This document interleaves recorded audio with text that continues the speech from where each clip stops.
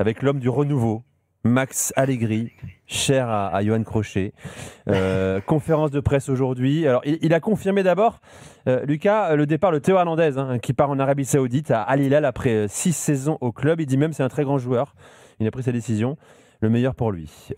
C'était dans les cartons depuis quelques jours déjà. Ouais, que Théo ait pris sa décision, c'est un peu plus compliqué que ça parce que c'est plus le club, honnêtement, qui a poussé le joueur vers la sortie. On sait que ça fait plusieurs semaines que l'AC Milan tente de se séparer de Théo Hernandez pour diverses raisons, notamment extrasportives. C'est vrai que Théo a eu 4 saisons de très haut niveau. Vraiment, vous l'avez connu aussi en équipe de France. Quand il arrive à Milan en 2019, il ne jouait pas en bleu. Il a connu l'équipe de France au fur et à mesure du temps. Et c'est vrai que ces 2 dernières saisons, honnêtement, c'était très compliqué. Et pour diverses raisons, l'AC Milan a voulu s'en séparer. Il était en fin de contrat dans une saison, dans un an. Donc voilà, il y a un départ qui est quasiment acté. Les dernières rumeurs parlent de 25 millions d'euros pour l'AC Milan. Pour Théo, on parle d'un salaire environ d'une vingtaine de millions d'euros à Al Hilal. Et tout devrait se boucler, on va dire, dans les prochains jours. Mais en tout cas, Théo Hernandez s'est finalement convaincu. Lui aurait aimé rester en Europe, notamment parce que, vous le savez, il y a une Coupe du Monde qui arrive l'année prochaine. Donc il y a un risque aussi pour l'équipe de France. Mais en tout cas, Théo a fini par accepter, on va dire, une destination à laquelle il a longtemps été réticent, mais finalement, il est quasiment que ça sur la table. On l'éloigne, quoi. En gros, on souhaite l'éloigner un petit peu à la fois du Milan, bien sûr, mais de l'Europe un peu. C'est un peu l'idée. En tout cas, ce que nous a raconté l'AC Milan, parce qu'aujourd'hui, il y avait c'était le grand coup d'envoi de la saison milanaise, de ce qui filtre et de ce qui filtrait ces derniers mois. C'est vraiment que, il y a eu, on le sait, il y a eu une affaire Théo Hernandez extra-sportive.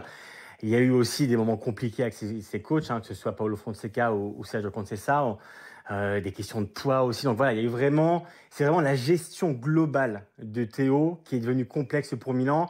Et ouais, vous l'avez bien dit, c'est vraiment, on s'en est débarrassé. On avait vraiment envie de tourner une page et un amour. Il y a une source à Milan qui m'a dit c'est un amour devenu toxique.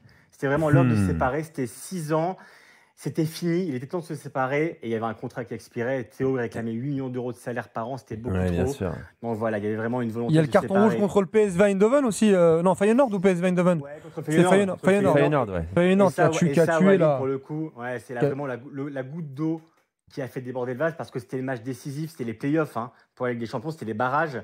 Si Milan gagnait, ils rentraient, on va dire, en 8e de finale et malheureusement, ils ne l'ont pas fait parce que Théo prend rouge, le premier carton jaune, prend un accrochage de maillot au milieu du terrain.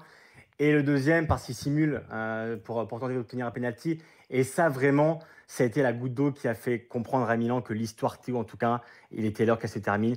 Et elle va normalement se finir dans les prochains jours. La place de ces affaires extrasportives dans ce choix-là, t'en dis quoi, toi? Elle est grande parce que Théo, ça a été un très grand joueur à Milan, il ne faut pas l'oublier. C'est pas parce que ces 2 dernières saisons ont été compliquées qu'il faut se rappeler le but qu'il met contre l'Atalanta à l'année du titre.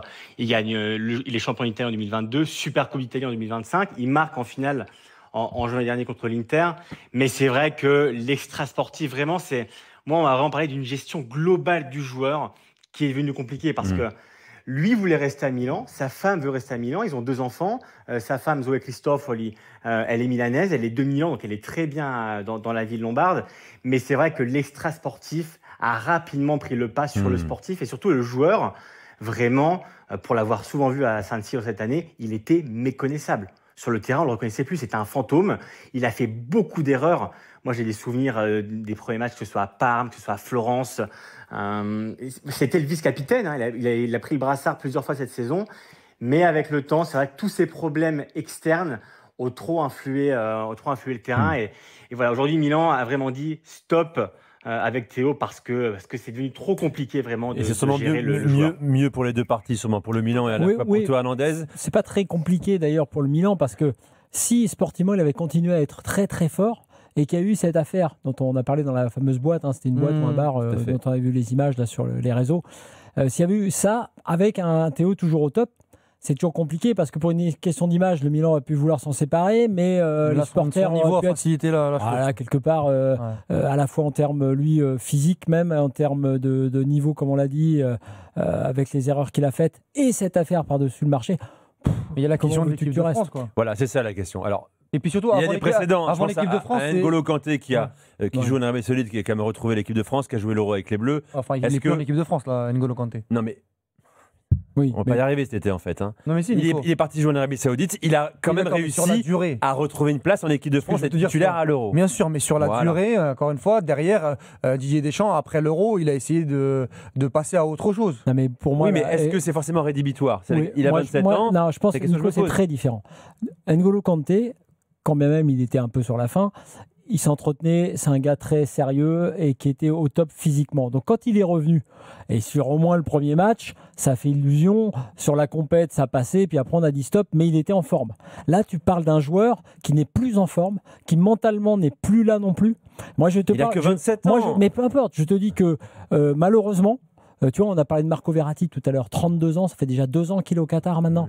Mais lui, il ne reviendra plus en Europe. Et ben voilà, ce gâchis-là, Théo, ça va être un gâchis comme ça. Et les deux frères, là, puisqu'on a parlé de Lucas tout à l'heure, franchement, la page équipe de France, à un moment donné, sur les performances de ce qu'on voit, pour différentes raisons d'ailleurs, parce qu'ils ne sont pas tout à fait les mêmes de la part des deux frères Hernandez, ça pose question quand même sur leur pérennité en bleu. De toute façon, il fait ce choix-là, il sait très bien que c'est très risqué. Hein. Et moi, sur ce choix, il y a aussi le fait que, je crois qu'à part l'Atlético de Madrid, il n'y a pas eu non plus énormément de sollicitations. Il n'avait pas d'offre. Il a eu une offre à 40 millions d'euros de Com en janvier dernier, qu'il a refusé parce qu'il ne se voyait pas aller à Com. Alors que Com, quand même, c'est un beau projet. Mais on pouvait comprendre en janvier, en pleine saison, qu'il n'avait pas envie de partir dans le club entraîné par Fabregas. Mais c'est vrai que sur le papier, aujourd'hui, il avait cette offre d'Al Hilal, qui est là depuis plusieurs semaines. Et l'Atlético Madrid, Walid, c'est même plus son agent, Kion, qui a, on va dire, démarché l'Atlético parce que Théo a été formé à l'Atlético, mais il est aussi marqué Real Madrid. Les supporters ne le voulaient pas vraiment à l'Atlético. Et en fait, sur la table aujourd'hui, foncièrement, Théo Hernandez, il avait que l'offre de Al Hilal. Mais c'est étonnant. C'est-à-dire qu'à 25 millions d'euros, un joueur qui était vice-champion du monde il y a encore 2 ans. Mais ce que je veux te dire, Flo, c'est qu'il y a aussi le côté extra-sportif. Je suis persuadé que les clubs ne voulaient pas y aller par rapport à ça, par rapport à son état mental et physique. Par rapport à ça, parce que 25 millions, même s'il fait une année catastrophique, il y a des clubs qui peuvent se dire, bon, ça reste Théo Hernandez, on va le retaper. On va le retaper. Et à 27 ans, c'est un mec qui, dans beaucoup de clubs en première ligue ou ailleurs, peut voir des bons clubs de Ligue 1. Voilà, peut intéresser. Et si ces mecs-là, enfin, si ces dirigeants n'y ont pas été, c'est aussi pour ça. Et moi, c'est la question que je me pose. C'est que, est-ce qu'il a parlé avec Didier Deschamps en lui demandant, coach, si je vais en Arabie Saoudite, je continue à être dans le groupe ou pas? Parce qu'il était quand même titulaire sur le 5-4 France-Espagne. Il est quand même titulaire et il est même plutôt bon sur le match offensivement. Sur le transfert, il n'a pas le choix.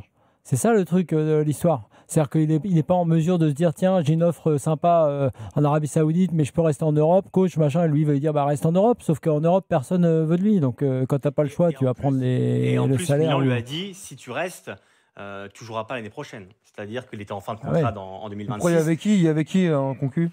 Mais il n'y a pas beaucoup de concus à l'heure actuelle parce qu'ils vont recruter un remplaçant. À l'heure aujourd'hui, c'est Balthazar, c'est un jeune. Mais il y avait vraiment, ce que je vous disais, une volonté de couper le cordon, d'arrêter les frais avec Théo. Donc c'est dire à quel point Milan n'en pouvait plus. C'est une rupture. Vraiment une fatigue mentale. Il y a qui à gauche là? Ferland Mendy, Lucas Digne.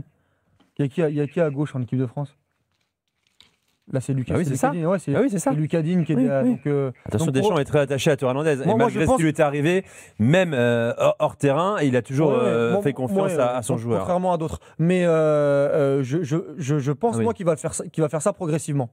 Bon. Moi, je pense qu'il va progressivement le sortir de la liste, mais qu'il va continuer un peu à venir en équipe de France. S'il vient et qu'il est bon, il le maintiendra en équipe de France. Moi, je pense aussi. Salim est avec nous rapidement. Salim au 32-16. Salut. Salut l'équipe, comment ça va? Bien, et toi? Ça va. Je voulais réagir par rapport à Théo Hernandez. Alors moi, je vais évoquer le volet sportif uniquement. Des joueurs qui ont été en sélection en étant dans le championnat saoudien, mais dans les top clubs, en général, n'ont pas été mauvais à l'Euro. Je pense à Laporte, je pense à Kanté, je pense à Stanciu, il était dans un club de milieu de tableau, le Roumain, mais il a fait un bel Euro. Voilà, il y a des joueurs qui ont quand même performé. Demiral aussi, le défenseur turc aussi, a été très très bon à l'Euro. Donc si Théo Hernandez, je pense, va à Al Hilal, déjà il va dans un club de haut niveau parce que Al Hilal, c'est le club numéro 1 en Arabie Saoudite. C'est même si ça fait longtemps qu'ils n'ont pas gagné, ça fait quelques années qu'ils n'ont pas gagné la Ligue des Champions asiatiques, mais quand même ça reste un candidat. Donc s'il va là-bas, je pense pas qu'il va régresser. En plus, ils ont besoin d'un arrière gauche à Hilal, parce que Moteb, je pense, ils sont pas trop satisfaits, ils vont le mettre sur le banc. El Shaarawy est sur la fin, le vétéran là de l'équipe nationale saoudienne. Donc je pense que à Hilal, c'est l'équipe verte. Non, c'est Hilal, c'est Koulibaly, c'est l'équipe bleue. C'est l'équipe bleue. C'est le bleu, Hilal. Hilal, c'est le bleu. C'est Renan Lodi. C'est Renan Lodi qui doit déloger. C'est Renan Lodi, non? Non, parce que normalement, Théo Hernandez, de ce que je sais, parce qu'ils ont joué avec Moteb à gauche. Toute la Coupe du Monde des clubs, c'est Renan Lodi qui joue à gauche. C'est Renan Lodi qui était titulaire au poste. Moteb, il a joué contre le Milan C, je crois. Oui, peut-être. Parce que Moteb a joué. Oui. Moteb, regardez bien, Moteb a joué et El Shaarawy, il est sur le banc. Il joue plus, le vétéran. D'accord. Donc numériquement, ils ont besoin d'un mec à gauche. Mais ça, de toute façon, il va y aller. De toute façon, il va y aller. Oui, je sais, mais je parlais par rapport à Hilal, ça c'était une petite parenthèse. Après, concernant cette sélection de l'équipe de France, moi, si Deschamps décide de l'appeler et qu'il joue, c'est pas parce qu'il est à Hilal qu'il sera pas performant. Moi, je pense. Parce que si Deschamps décide de ramener un mec qui joue dans un autre championnat, on se rappelle de Gignac qui était au Mexique, il l'a ramené pour l'Euro 2016. Pour moi, oui, mais il n'était pas titulaire. Non, d'accord, mais il a joué. Même s'il n'était pas titulaire, c'était Giroud, mais il a joué. Et mais là, on parle de titulaire. Est-ce qu'il va garder son statut en l'état? Et son niveau surtout. Mais si Deschamps le décide, on peut, ça veut dire que si Deschamps décide qu'il garde son statut, il voit l'entraînement comme Kanté qui était titulaire au dernier Euro, comme d'autres qui étaient titulaires, Laporte était titulaire en Espagne. Je pense que s'il est performant... Moi, je pense qu'il y a un truc très différent dans tous les exemples qu'on prend là. C'est est-ce que Théo Hernandez est capable de se remettre dans la tête en étant footballeur professionnel, à la fois en termes de poids. C'est ça la question. C'est ça. Parce que si c'est le cas, oui, pourquoi pas, tu as raison, il peut très bien, il a que 27 ans. Si c'est pas le cas, tu as des moments comme ça dans une carrière, tu as des ruptures. Et surtout sur la durée, Flo, parce que notre auditeur s'appelle comment? Salim, c'est très intéressant ce que tu dis, Salim. Mais regarde bien Laporte. Laporte, il est titulaire en équipe d'Espagne parce qu'il y a un secteur qui est défaillant à ce moment-là et qui est décimé. Mais regarde la durée. Sur la durée, Laporte, il va se faire rattraper par Huysen, par Koubarsi, par Raúl Asensio. Regarde un petit peu même les joueurs portugais. Il y en a beaucoup qui sont en Arabie Saoudite. Mais Ruben Neves, à chaque fois qu'il joue avec le Portugal, c'est pas extraordinaire. Et il va se faire griller la priorité par João Neves, par Vitinha de manière naturelle, à part si Roberto Martinez continue à faire des dingueries. Donc ce que je veux te dire, c'est que sur la durée, en fait, Théo Hernandez, il pourra peut-être faire illusion pendant une liste, 2 listes, mais sur la durée, il se fera rattraper par des joueurs, européens. Salim, merci d'avoir fait le 32-16. Excellente soirée à toi. Lucas, tu restes avec nous.